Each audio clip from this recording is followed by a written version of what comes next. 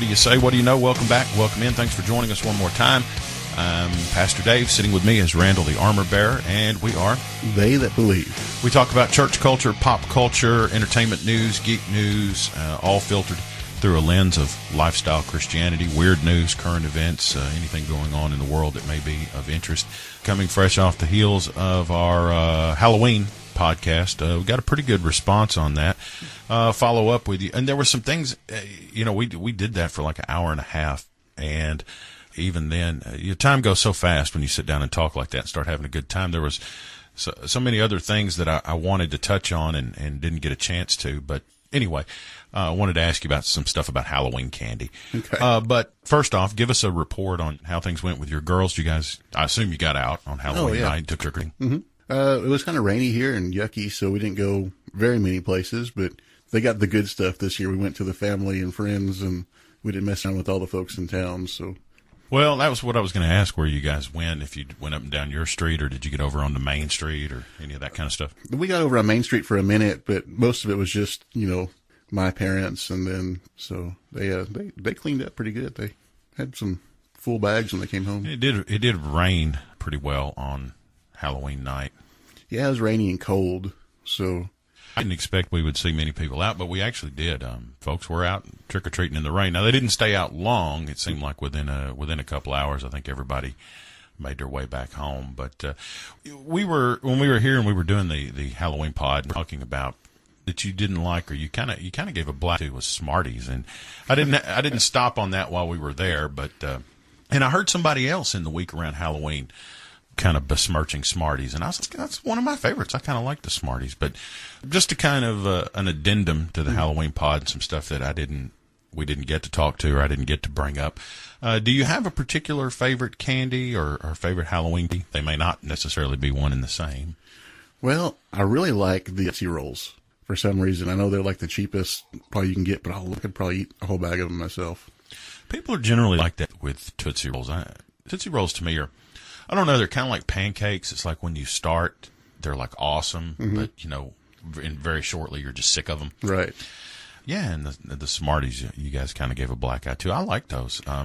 For me, it's the Chico Stick. Chicken stick? You know the chicken stick? Yeah. Chicken bones? Mm-hmm. Those are absolutely my favorite. Do you like that kind of stuff? Or? I do. Really, I love the fruity type candy. I love that stuff. I'm not really a big chocolate fan per se, but I can generally get down with some Skittles or Starburst or something like that too.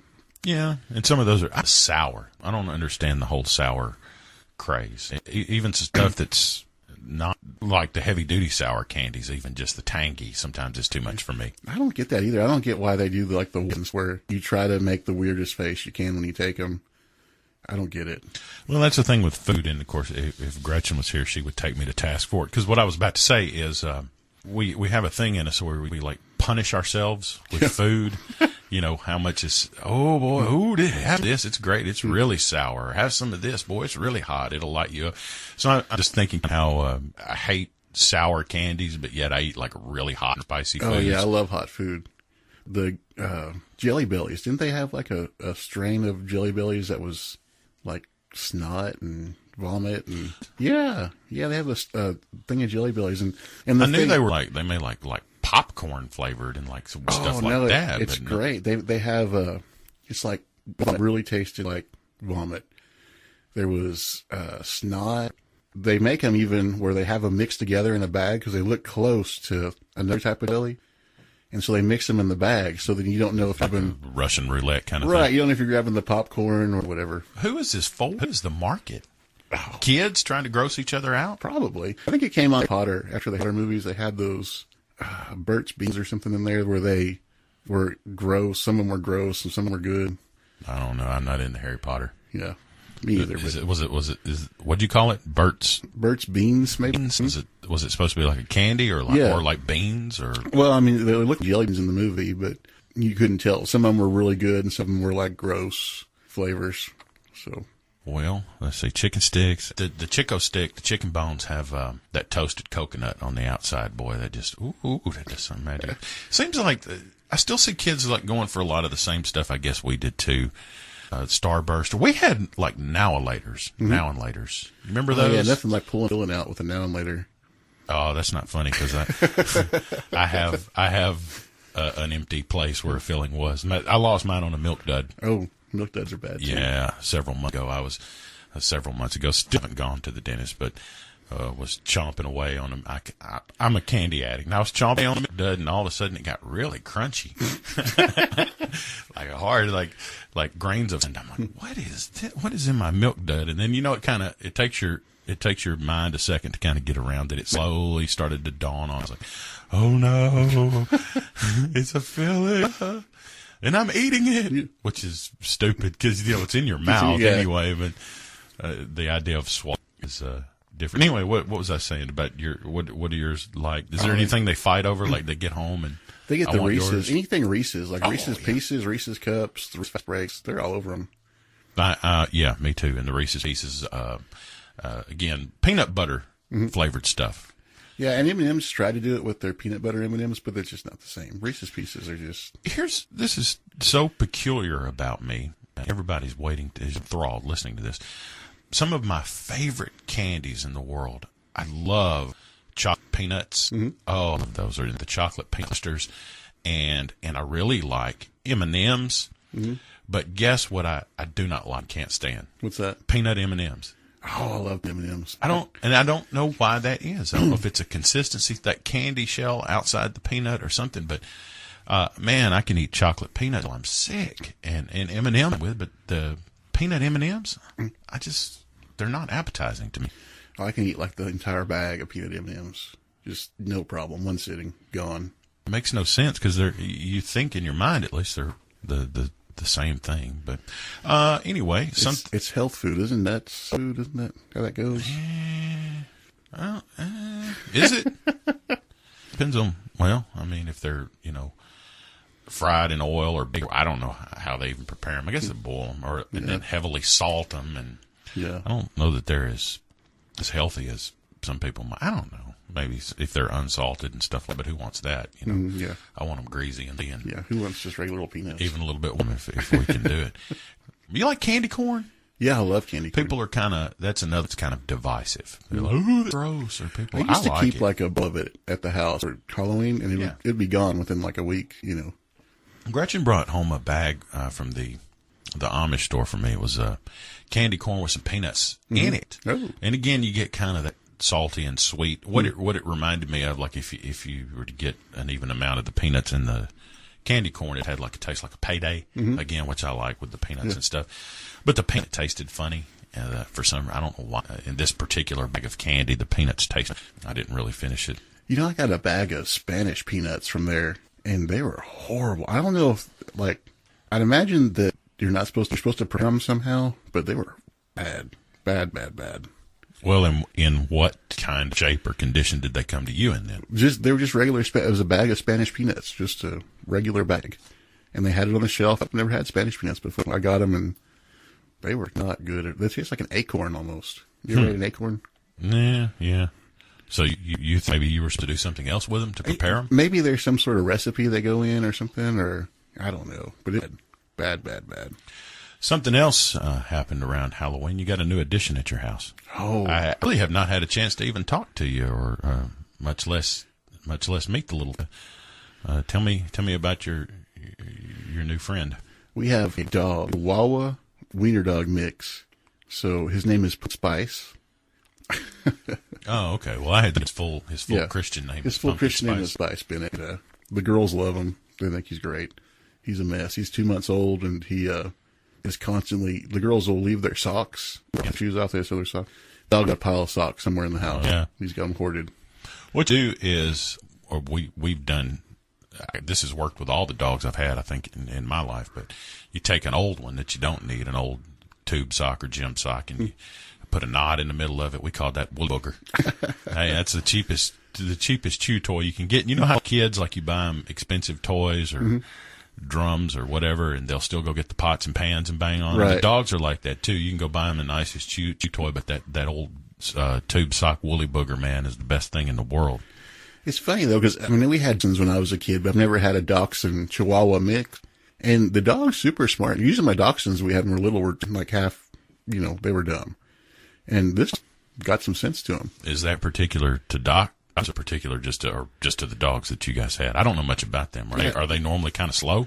I don't know. All the dogs we had were pretty slow when I was a kid. And, you got to figure it's probably the size of a walnut. So there can't be a whole lot going on up there.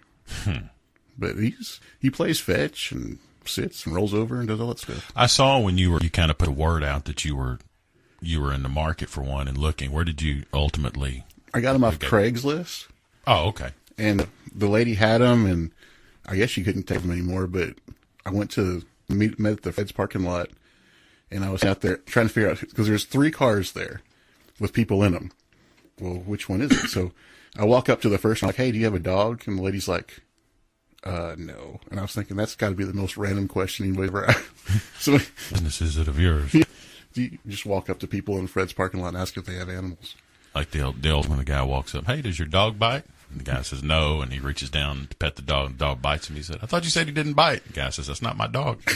And would be free of charge, but just kind of one of those things like free to a good home, or did you give her an... I gave her, I think I paid $30 for it. A little gesture, a little gratuity. Yeah, I think they do that just to make sure that nobody's getting them just to be crazy with them or whatever, Yeah, you want to train your Dachshund Chihuahua for fighting. Cage fighting or whatever. It's the midget wrestling of the dog world. Yeah. Of course, if you're around my house, you see it every time you come over here. The way mine fight, it almost looks like a pit bull dog fight. Those little ones, man, they go at it. How did the name come about? Are your girls responsible for that? Oh yeah. I had a dog, and I was really leaning towards Sparky because I had a dog named Sparky who looked just like him when I was a kid. And I was trying to steer him over to Sparky, and then my little 6-year-old, she's like, "We should name him Pumpkin," because we were outside the front porch. We had all the pumpkins on the front porch. I was going to say the proximity to Halloween almost. Yeah. Do the math on that one. Yeah. So my 6-year-old's out there. She's like, "His name's Pumpkin," and then of course the other 2 followed. So his name's been Pumpkin ever since. Pumpkin Spice. Pumpkin Spice. Who added that? Well, Madeline added spice because it was a Starbucks thing, Like pumpkin spice latte. Yeah. Okay, well that's cool. Now he's getting settled in. Then it seemed to be comfortable at home and enjoying it and all. Of course, what'd you say? He's like 2 months. Yeah, 2 months old. So he really hadn't had time to get acclimated anywhere else. No. You know what I mean? It's like he's been at another home for years or something to get along good with the girls. What's his temperament like? What's his personality? Man, he's Are cool. you picking it up? Yeah, he's and it may change a little bit. Yeah, at 2 months. But. He's still a puppy, so he still tries to do and that kind of stuff. And kind of preparing him for that kind of stuff. But he's really a cool dog. He jumps up in the girl's laps and just lays there and lets pet on him. I mean, probably got to be heaven for the dog because he's getting loved on by 3 little girls all the time. Oh, yeah, I'm sure he's getting a lot of affection. Yeah, and unlike ours that want to compete with each other, he doesn't do any competition in the house, really, so to speak. Are you one of these? You're probably like me. I think I know you, but I'll ask anyway. He kind of gets free run on the couch in the bed. And yeah, it's in the bed with you or the girls. Yeah, he sleeps with me usually. He hops up in there, and he's little, so I'm not really worried about it. For all the damage the girls have done to the house, I don't think the dog's gonna mess with it too much. Yeah. Some people are just I don't even it's a damage thing or I don't know what it is. There's just a cultural thing. I remember I was watching TV one time. It was CSI Miami and the girl on there, the blonde girl, Callie, isn't it? Callie? Yeah. Because she made a comment. It's again funny how things. Watching an episode of that, and she made a comment about in her subculture, whatever family, no dogs on the bed. That was or no dogs in the bed. That was a rule, and I'm like, that's not a rule anywhere I've ever been. But some people like you adopt things whether there's any real reason to it or not. I think it's more like a stat thing or. Isn't that like where 3 Dog Night? Isn't that where the name is? The nights were so cold that you have 3 dogs in the bed to keep you warm. Right. What else can we talk about? You think that we haven't really touched on since we've been here. I guess we've talked about, movie talk. Of course, the year is going to be pretty hot for movies and stuff, but and comics and stuff. I haven't talked a lot about music, and I thought now might be sort of a good time to touch on it. Since I don't know if you're following any of this, the nominations are out, and the votes will be cast not next month, January, for the Rock and Roll Hall of Fame. So I kind of wanted to see what your thoughts are on the acts that are being considered. These are not Well, yes, they're nominees. I think the way this works, let me see. I think I have 15 of them here that have been named, but this list will be narrowed down 5 or less. There's no hard number. Yeah. Like it could be 5 or it could be 1 or 2 but they won't have any more than 5 from this list. So let me kind of run this list, and as we go along, make a note or two or a thought and see about them individually as we go, and then maybe you can give me what would be your list of 5. It doesn't have to be 5. It could only be if you only have 2 on here you like. So first up, I think these are in alphabetical order. No, they're not. Either way. The Cars. Oh. Rick Ocasek, You're All I've Got Tonight. And what are your thoughts on the Cars? I figured they'd already been in there. They're kind of an older band. Yeah. Oh, yeah. Well, the stipulation qualifications are, since you mentioned that, you become eligible for the Rock and Roll Hall of Fame 25 years release of your first commercial recording. Oh. So there has to be 25 years. That sort of kind of, it seemed, when you hear that when you're younger, it seems like time. But if you think about it, it's 1990. Yeah, groups like Nirvana and stuff like that are now, exactly, are becoming eligible. The Cars, I don't have a problem with that. Yeah. There's nothing that I object to there, although I'm kind of like, meh. But you figure if they went in the Rock and Roll Hall of Fame, there'd be some sort of cultural significance to them. That's the other thing too. There's the hard time qualifications, and then there's the more objective, subjective. I never get those right. The other qualification that's more open for thought about their impact. Yeah. It's not just that they've had a recording 25 years ago, but there has to be some sort of cultural impact. I'm kind of hard pressed to make that case for the Cars. Again, I don't object to it. But, good band. I mean, I like the music, but I mean, is it really that good? To me, it's one of those things, like if it comes on the radio, I won't turn it off. But that's about the best I can say for them. Yeah.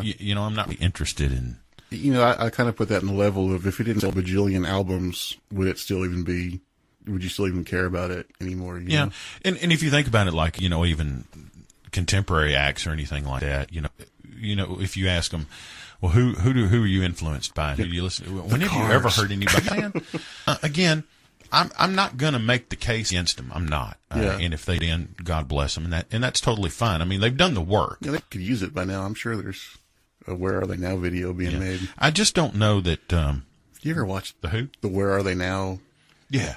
They got from, what was it? Was it guy from Flock of Seagulls? I like them. They had the crazy hair with the updo in it. Mm-hmm. He's like working in a factory now, running pallets back and forth. Yeah.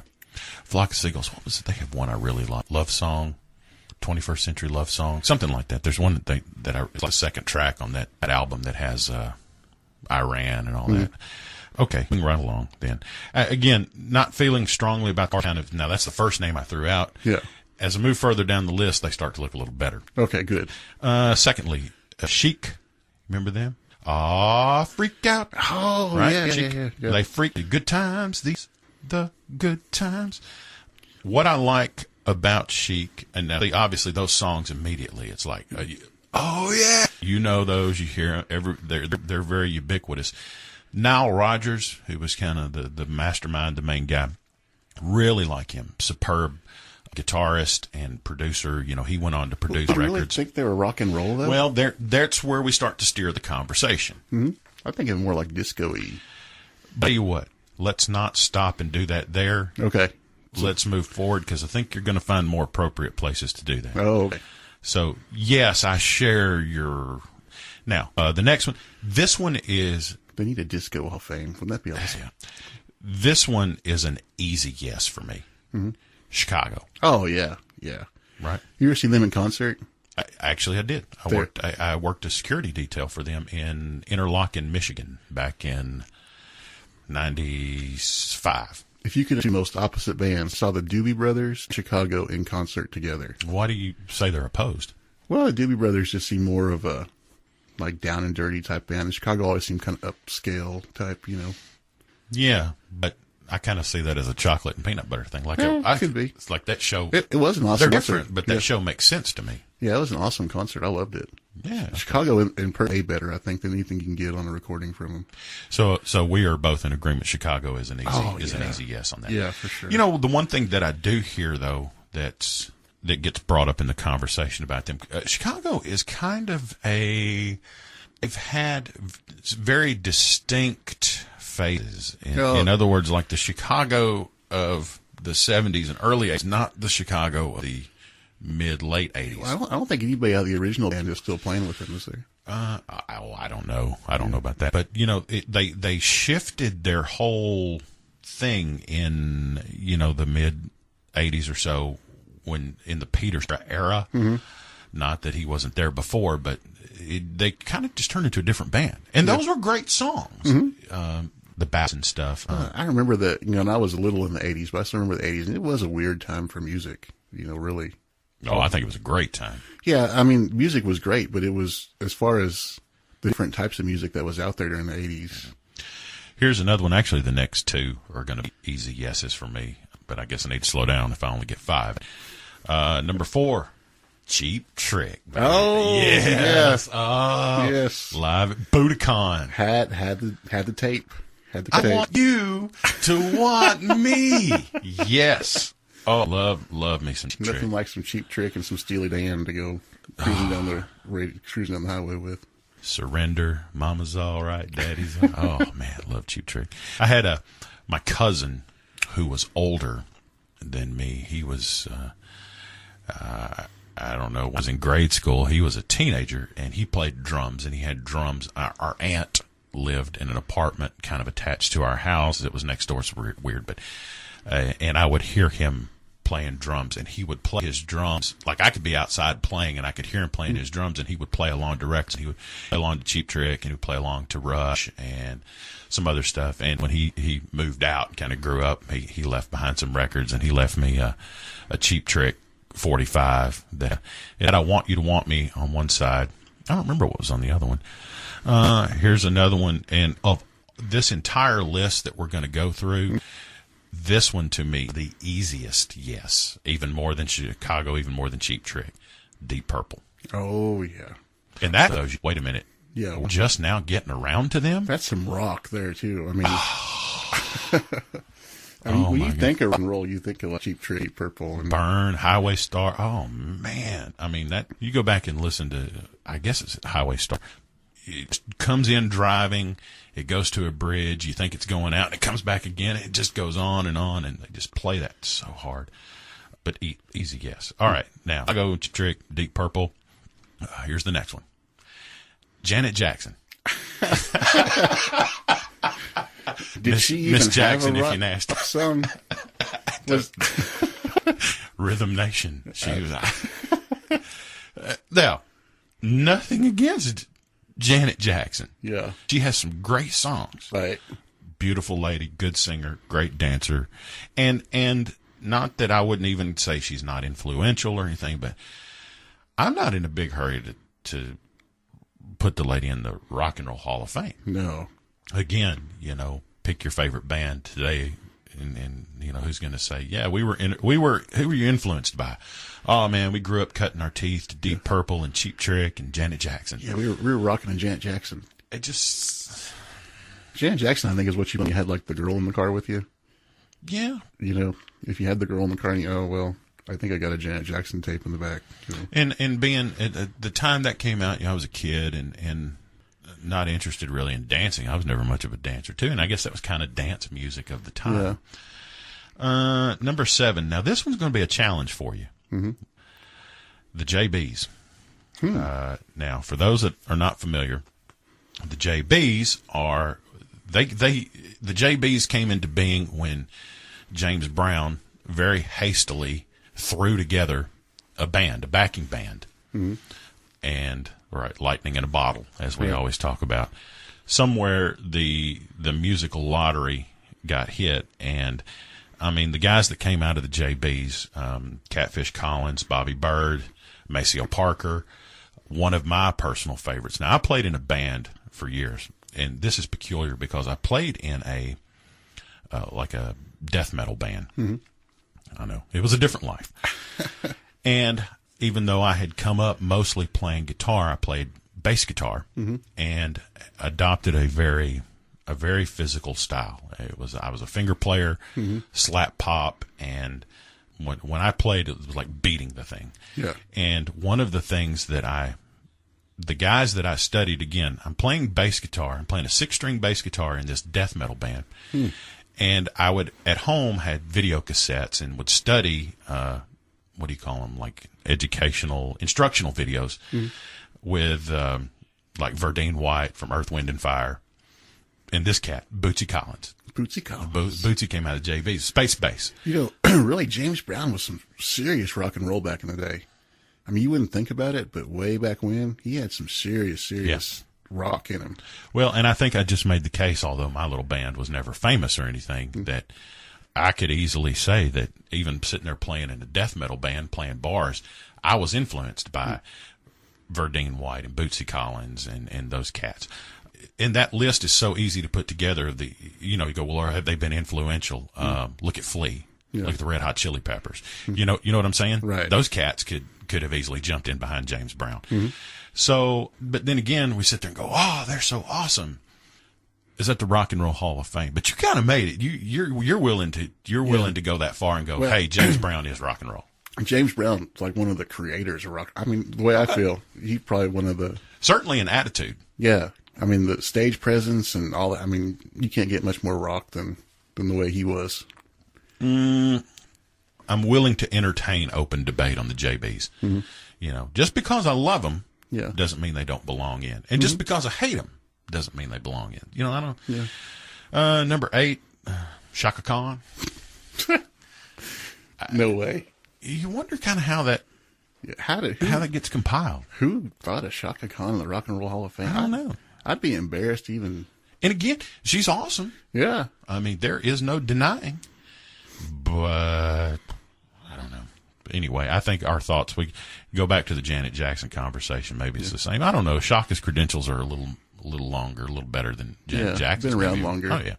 And easily you could say she's influenced. But Los Lobos.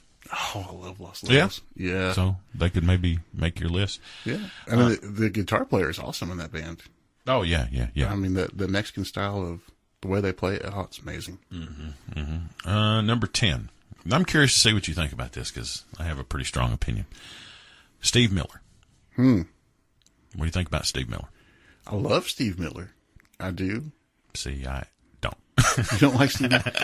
Well, I mean, I do. I love his song. I mean, if you want to talk about something that like influenced your childhood, I mean, everybody's had the Steve Miller tape in the console with the Firebird. I mean, I just, and I saw him play live, not because I went to see Steve Miller. He was opening for Pat Benatar and at Mud Island in Memphis. Again, this was 20 years ago. And I love Pat Benatar. So I kind of sat through Steve Miller. I don't know. The songs, they just felt like novelty songs to me. There's nothing. Why am I trying to be so kind to Steve Miller? I'm afraid he might show up or something. Yeah. They're just stupid. The songs are just stupid. Betty Joe and Bobby Sue and Running Down to Texas, and they're just, I don't know. You know, it's just one of those things like if I hear Take the Money and Run one more time, I'm going to stab somebody. Or The Joker. Yeah. I mean, it's like when you're driving along on the radio and then here it comes. It's like, oh! I don't know. I mean, just from I can't take it. Childhood standpoint, I would have to say that I listened to a lot of Steve Miller when I was in 15, 16, 17 years old.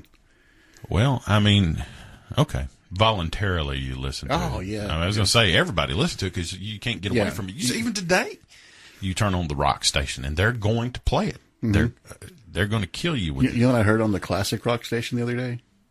No. Nirvana. Yeah.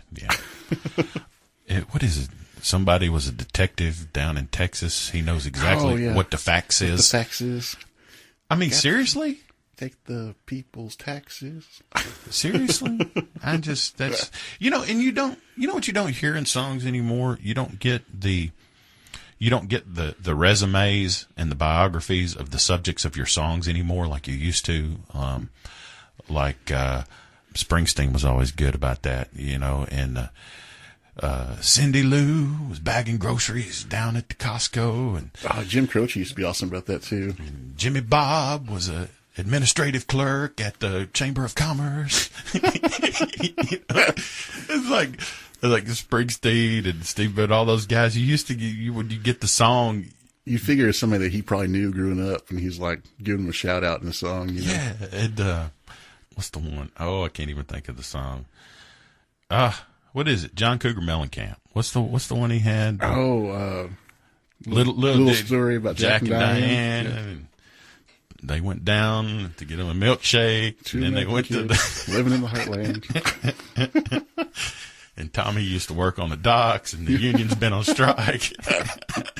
You used to get the whole resume of the subjects of your song. Of course, in mine, you know, Tommy is the administrative clerk at the Chamber of Commerce. But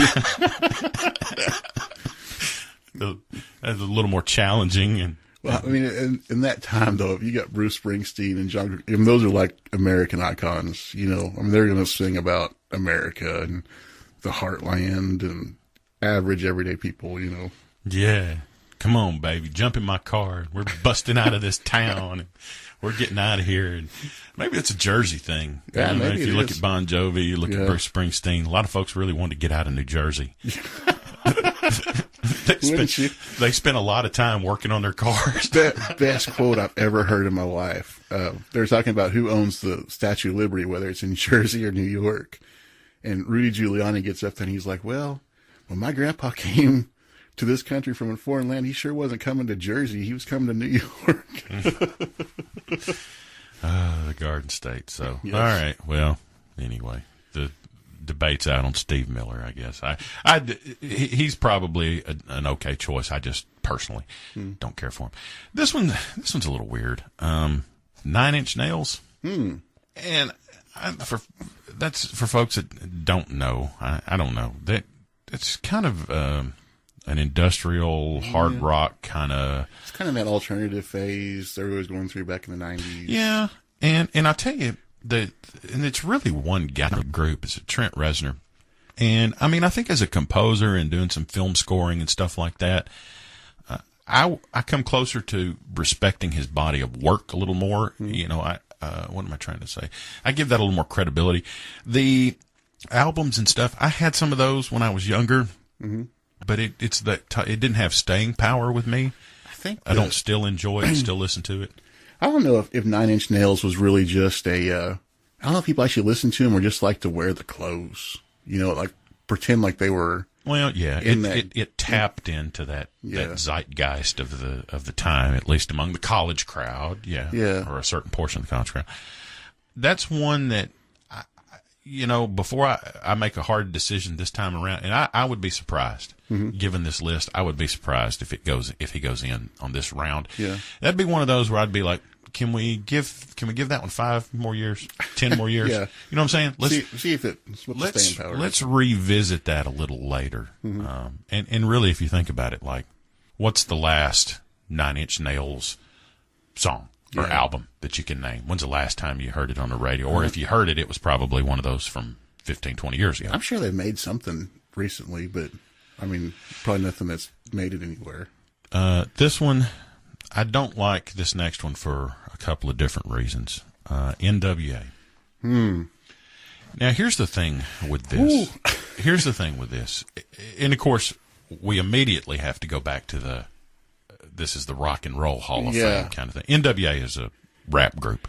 A forerunner of or I guess the grandfathers of the whole gangster rap. Yeah, they started it. Straight out of Compton. Or at least fully realized it. One of the things that I don't like about this is it seems a little too affected. It's a little too on the nose because they've had this biography, this biopic that came out about them, which is getting all kinds of accolades and made $1 squillion. That movie just absolutely blew up. You know, I'm from Los Angeles, like originally, and it really doesn't show. It doesn't show Los Angeles how it should be. I'm a big fan of the Los Angeles crime dramas from like 40s and 50s and stuff. Yeah. But as far as like early 80s LA, I don't think that's very accurate description. I don't think cops were just going around wrestling black folks down there. I mean, I'm sure there was some of that happening, but I don't think it was as... Well, again, let me kind of follow through where I was going with all that. I think had that movie not come out, and had there not been so much talk, had they not been garnering so much talk and so much buzz in the last year, I don't think they'd be on this list. Yeah, probably not. And that's what I'm saying. It's not like somebody said, hey, these guys are overdue for recognition, and it seems like riding that wave. You know, and the thing is, I would probably, if they would have done some music that was not as violent as it was, probably have been a pretty good group to listen to. Well, here's the other side of that for me. Let me go this place. And actually, it was a conversation about NWA that led me into my Facebook exile a few months ago. I don't mind gritty music. I don't hard music. I grew up. I cut my teeth and learned to play guitar, and like my favorites, and I'm a child of the 80s, late 80s, and my favorite bands, and really the bands and the albums that taught me to play guitar were what we call, quote unquote, the Big Four. Anthrax, Megadeth, Metallica, Slayer, some of which I still listen to. And some of that music very hard, and to some people the content may be objectionable depending on which group you're talking about. And I'm not understand, as I sit here kind of in judgment of these NWA guys, I'm not sitting in judgment on them strictly because of their content, more their context. What I don't appreciate about it is these guys are, and I don't think I'm insulting them, and I don't understand why people get upset when you say these things, because they made records about their own exploits. Yeah. That they were gang affiliated, proudly so. They entertained a criminal lifestyle, and as far as I know, from what I heard in these records, and the NWA record or cassette tape, I had it when I was a kid. And to be flat honest with you, dude, did I really enjoy it? We liked it because we were kids and it had nasty words on it. Right. You know what I'm saying? But the people that came out of that, the Ice Cubes and the Dr. Dre's, I mean, they're really talented musically as far as, writing song lyrics, and then Dr. Dre's amazing at producing songs. But, I meant to before I sat down. I didn't come armed with the guy's name. And here's the whole story, and I don't know if it's in that movie or not. No, it's not, because what happens after these guys come out and they fully realize this, what would become this gangster rap kind of genre. Now, understanding, these are guys that, of course, already have criminal records. You've seen the videos, and again, not trying to disparage them. They seem to embrace the culture and the look and the lifestyle and everything. Given their records and their general demeanor and whatever else, appearance maybe, these are not guys that can walk into a bank and get a loan. Right. Okay. There's a guy, and I'm sorry, Michael. I can't think of his last name. Who was a known and very popular, like a cultural anti-hero of the area. He was a drug trafficker who was in prison and financed all of this after the fact. Death Row Records. Financed it from jail with drug proceeds. And now you have, you've named them all, the guys that came out of that camp, and there's Suge Knight and all. Those guys are millionaires, and they built this empire on drug money from prison. And the violence and the murder and all that stuff is already there. I mean, who are some folks we already mentioned? Shaka Khan and Janet Jackson aren't shooting at each other, right? Steve Miller is not doing a drive-by at the Cars show. And that, does it have its place? Is it significant? Yes. What I don't like about it is the glorification. And people want to tell me, well, you need to understand and where they, and no, I don't. I mean, I'm not saying that they didn't have it hard, or that people don't have it hard, but that to me is not, I'm not going to go, oh, well, it's okay to do drugs and drug trafficking and violence and murder. And You know, as an artist myself in a different form, I really like that people have the freedom of expression to do whatever they want to. Sure. But you got to think too, has anybody ever really been helped by that music? How many people have been hurt by that music being out there? You know, how much has it caused? How much trouble has it caused between people? when it's glamorized, Yeah. it's the Godfather effect. How many kids want to grow up to be drug dealers because they listen to a song like that? you It's know? cool. It's Yeah. fashionable. Right. You know, it's and people say, or they want to talk about black culture. That is not black culture. That is an affect of Western culture, of popular music. Do you know what I'm saying? Right. The dress and no more so than like when I was a kid and, wore heavy metal T-shirts and boots and stuff. That's not like white culture. Right. You know, that's a subculture within a pop culture kind of a world. But And I understand too the angst and stuff that's in there. I mean, I get that they needed to have an outlet for that kind of stuff. And as a frustrated white kid who enjoyed angry, loud, heavy metal music that was very unpleasant, I get that. Yeah. I totally get it. It's just different degrees of disaffected youth. Right. However, I didn't adopt a criminal lifestyle. It's the same thing for me, like with the TV shows and stuff. Like, there are television shows that I enjoy. I enjoy the show and the drama and the story. We've mentioned The Sopranos. Another one that really sits in an odd place in my mind for me, the Sons of Anarchy, about that motorcycle club. Compelling television, and as far as drama and entertainment goes, it's a good show, but it strikes me odd that we're not smart enough collectively to understand that we watch this drama and these are not good people. It's a show. I've said it before. I said it about The Sopranos. It's a show about bad people who do bad things. I can enjoy that drama, but when I turn the show off, I know those are bad people or bad characters. But then you'll see people wearing their Sons of Anarchy jacket or shirt, like they want to belong to this fictional motorcycle club, and I'm like, that's not supposed to be appealing. Yeah, I grew up around motorcycles and people that rode motorcycles, and that's not in any stretch of the imagination what a motorcycle club or gang is about. I don't know of anybody in the country that would have anything like that. Most of the time, motorcycle clubs and gangs are probably one of the best.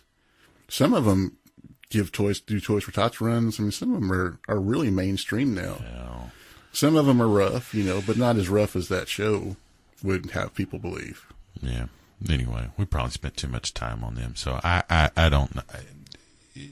Again, had that movie not come out and there's not so much buzz about them, I don't think they'd be there. No. And the folks at the Hall of Fame know that, if they get some sort of half reunion and a few of the guys show up, that it'll create buzz. You know what I'm saying? They're just trying to get the list out It there. just seems more timely. It seems more timely than anything else. Number 13 now. Curious what you think about this one. The Smiths.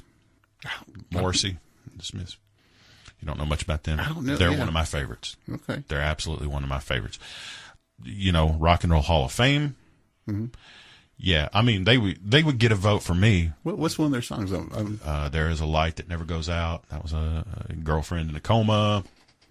I'm at a loss. If you heard them, Yeah, I'd probably know. You would go. You would know immediately. You would know the songs. So yeah, I'm a big Smiths fan. I've not met a lot though in my travels. They're widely popular, but very, very innovative. I mean, there's just nobody that sounds like them. I still don't think. And see, that's what probably needs to be in the Rock and Roll Hall of Fame. Somebody that maybe not be as popular, but someone who's innovative, someone who people turn to for inspiration, that kind of thing. And it's one of those things when you go back and you listen to it now and you think, these were some English kids who threw together a band, and probably at the very beginning, like a lot of those U2 and some of these other stories that you hear, probably barely even knew how to play their instruments. They just wanted to start a band. And when you kind of hear what came out of that, it's like, wow. You know, this is the creative combination was just perfect. And they created a sound. They did something new. And so anyway, I'm all about the Smiths. And if you don't know them, go listen to them. Now would be a good time. When you leave here, you need to go listen I'm to going some to listen Smiths. to some Smiths today, yeah. The Spinners. I don't know them either. Yeah. Could it be I'm falling in love Oh, okay, yeah. with you, baby? That's not rock and roll.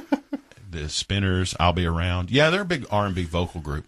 Universally loved. That's just kind of one of those groups good music, that, no matter what kind of genre of music that you normally like or listen to, you're like, well, I like country music. Ew, I hate country music. The Spinners is one of those. Everybody's like, I love the Spinners. Yeah. Everybody loves the Spinners.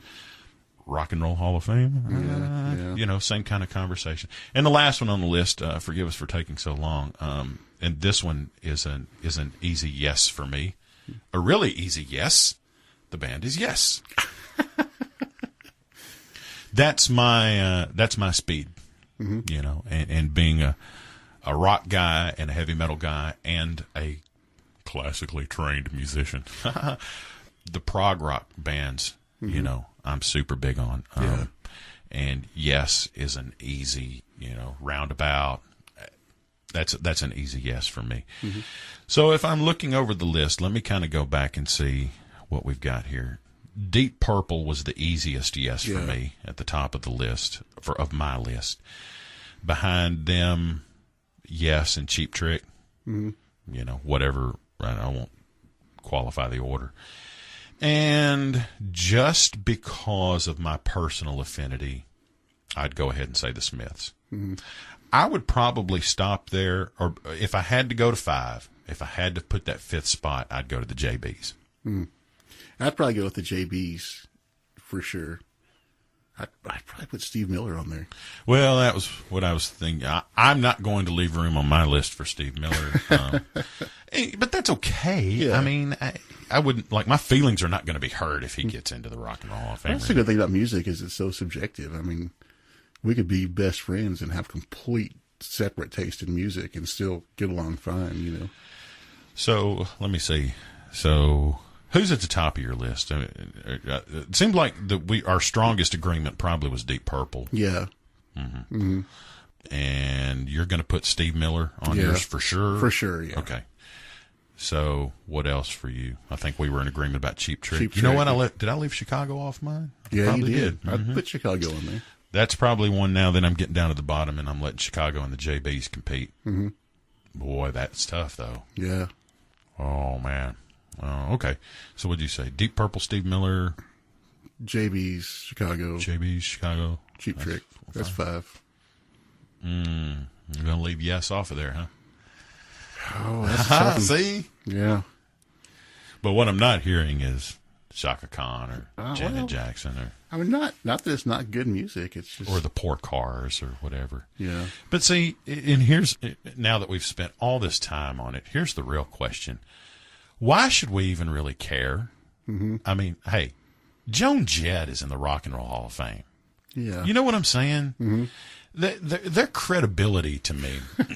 I mean, this conversation is fun to have, but as far as I'm concerned, the credibility of the Hall of Fame was shot a long time ago for me. What was that movie they did that biopic of them, Joan Jett? Oh, yeah, The Runaways. Yeah, and they she went to her first guitar lesson and she's like, no, I'm not going to do this. And then she just started playing the guitar, like the worst guitar ever. So anything else we need to know about that? That list will, oh, wait a minute. January, the list will be narrowed to 5 to 7. I may have misunderstood that. I heard some other folks talking about it and they were saying that it was going to be up to 5. Or maybe the voters vote for 5.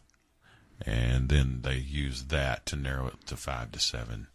I don't know. That seems like a pretty big class or a pretty big group to 7 people. I wonder why some of those people. I mean, you know, you say that the prerequisite is that you're 25 years past your first album, first commercial recording. I wonder how come some of those folks are just now getting on there. Yeah, Deep Purple. Yeah, that one just, you know, Joan Jett is in the hall, but not Deep Purple. And what made him decide like Chaka Khan right now? You know? It seems pretty arbitrary, doesn't it? Yeah. And I don't know enough about how these things are, how the nominations are arrived at. Or even like Los Lobos, which I don't particularly have a problem with, but that seems kind of picked out of left field. Yeah, and I forgot about them. I love their music, but I just don't, as far as that class of people going through there, I don't know if they're quite up there yet with that. And if you're going to have a world in which it becomes loose and you're letting in rap groups and country artists, I mean, and I think Johnny Cash is in the Rock and Roll Hall of Fame too. He's one of those. He's like in all of them, like the Songwriters Hall of Fame, the Rock and Roll Hall of Fame, the Country Music Hall of Fame. And that's a, you know, who is like unto him. Yeah. You know, really nothing. I kind of touched on some of the music I like, or that I grew up listening to, the metal stuff, which I still listen to. And I don't really like a lot of contemporary metal bands, you know, oddly enough, like any heavy metal bands that have come out in the last 10, 15 years or so. Yeah. I still find myself going back to the stuff the bands that I like and the stuff and a lot of those groups, one of the things that's great about that is they don't change much. Slayer doesn't sound drastically different, you know, and some of the best acts are like that. AC/DC, you know. Metallica might look different with their sound, you know. Nah. I mean, hey man, in 87, 88, 89, they were everything to me. Within a couple of years, when that Black album hit and they were working with Def Leppard's producer, which is when a lot of other people got on board with them, I hated it. And it went downhill from there. That's one of the things, you know, maybe once you get into the Rock and Roll Hall of Fame, your music is all of a sudden too mainstream to really be good anymore. I just think they just, I don't know, if they ran out of inspiration, their musicianship is not nearly what it used to be. When you see, not that anybody cares about this, Megadeth, when I see them play, and I have seen them play live, they are incredibly tight, very precise. And Metallica, not so much. I mean, they just, and there's some of those old tracks that I just don't think they can even play anymore. I just don't think they have it in them. To pull that music off, though, you have to be... It's very technical. Yeah, you have to. You wouldn't think it, but you have to be really, really skilled to pull some of that.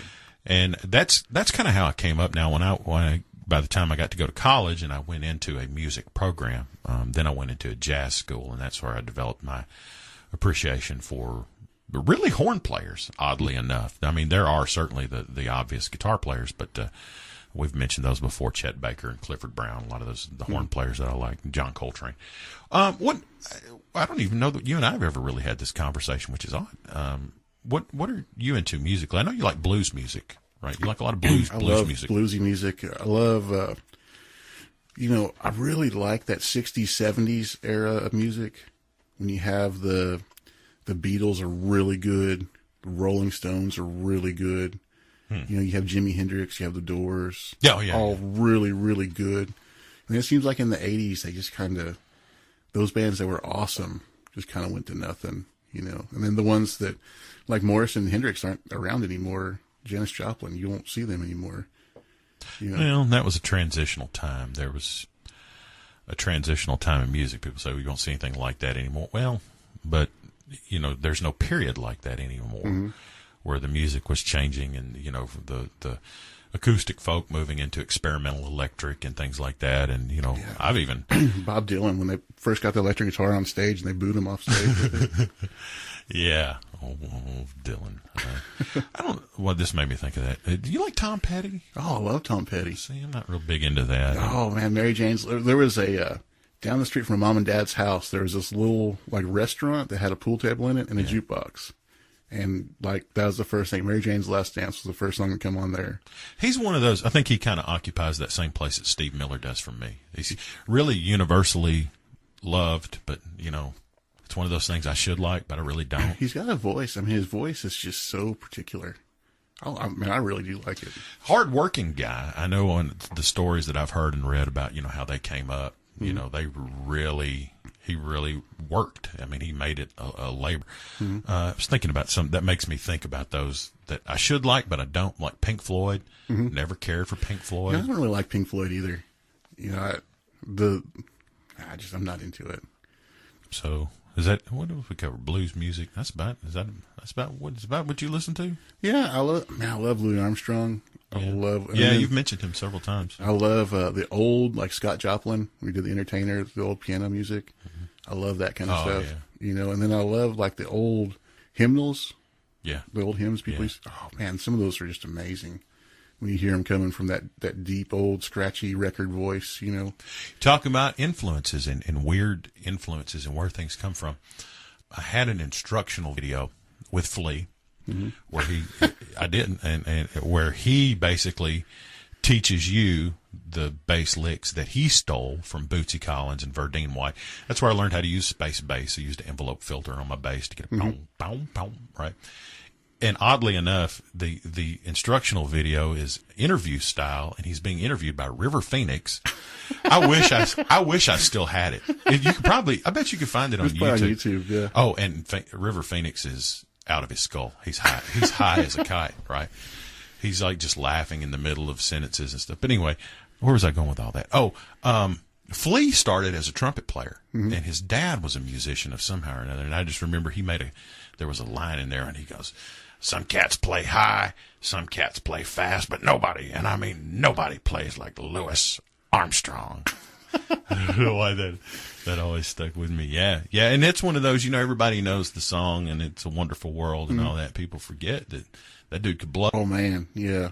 I mean, his voice is it's not a voice you would put with music, but when you hear it, it's like it just makes sense, But again, that because of the novelty and the popularity of like that song or whatever. It overshadowed what was really the best of his talents, which was, he was a superb and genius horn player. World class, yeah. Yeah, everybody still looks up to him. Well, all right, I guess that's a good place to eject. I guess if you don't like talking about music or rock and roll, today probably wasn't a whole lot of fun. Yeah. So we'll watch and see what happens in the coming months and who gets in, and I guess right now we just need to cheer on Deep Purple. That's right. I'd be real surprised if that doesn't happen. I can't believe that seems so easy. I can't believe it hasn't already. Yeah. So it's got to be overdue. It got to be overdue. Okay. Well, we'll bring it home. And until we talk to you again, I'm Pastor Dave with Randall, the Armor Bearer. We are They That Believe.